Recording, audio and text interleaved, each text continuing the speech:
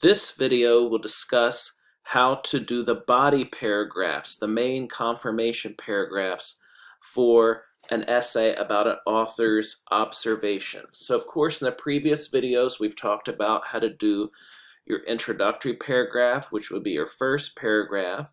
We've also looked at how to do a background paragraph, which would be your second paragraph. And then after that, you can get into the main body paragraphs, which will be about the different observations that the author is making, the ones that you previewed in your thesis. So the basic formula here is that each one of the author's observations about a topic, whether that topic is sexual orientation, gender, class, race, ethnicity, whatever, each one of those observations gets its own body paragraph.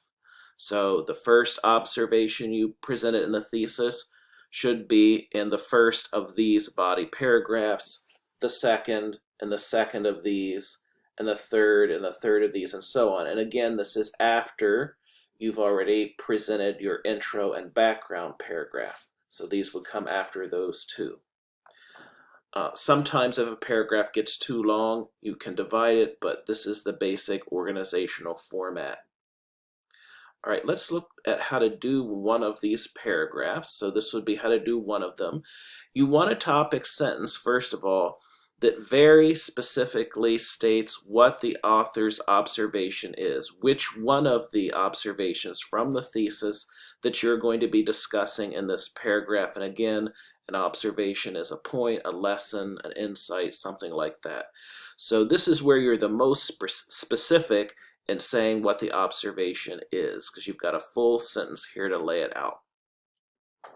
After that topic sentence, you need to illustrate the observation. So the question here is, well, how do you show what an author's observation on a topic is? Well, there are several methods. So one is looking at what a reliable narrator or a sympathetic character in the story says, because an author often reveals his or her observations through the words of a narrator or a character, so long as this narrator is reliable or the character is sympathetic. Sympathetic meaning positive, admirable, likable, etc. Those are the kinds of figures that an author will use to voice his or her observations. However, even if a character is not sympathetic, they're not likable, not admirable, that can still reveal an author's observations by showing what the author is against. So a non-sympathetic character can be used to show what the author's don't is in a do or don't situation. Also, the moral judgment that the author implies can be a clue to their observations.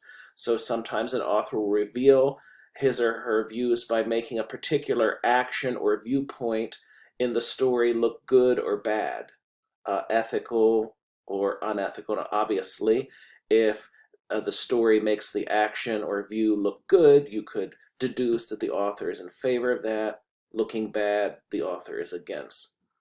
Finally, success or failure. An author can reveal his or her observations by showing that a particular action either works or doesn't work in the story, right? And the things that tend to work are the things the author is tending to be in favor of, and the things that don't work, don't succeed, they're against, unless there is a moral judgment placed upon either one of those. Now, if your paragraph gets too long, you can break it up into a series of smaller paragraphs divided by the different subpoints or examples within the longer paragraph. But for the most part, you want to organize it so that each observation gets its own paragraph. And this structure that I'm revealing here, this two-part structure, is going to be in each one of those paragraphs. So in the next video, we'll take a look at some good and bad examples of how to do body paragraphs illustrating an author's observations.